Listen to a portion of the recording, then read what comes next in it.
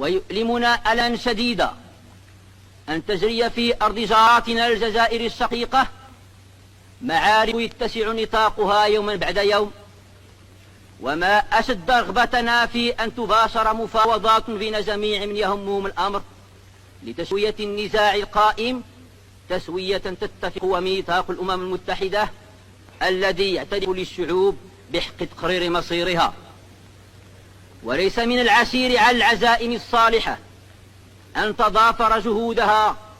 مصطنعة في ذلك الحكمة وحسن الإدراك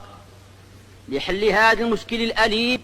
ولوضع حد لإراقة الدماء. إننا نعتز بنجاح منظمتنا في إنهاء الاستعمار في العديد من المناطق والأقاليم،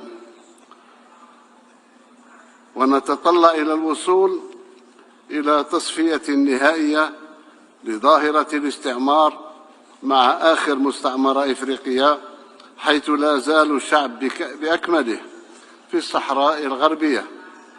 محروما من حقه الأساسي في تقرير المصير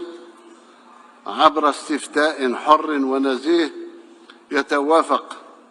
مع خطة التسوية الأممية الإفريقية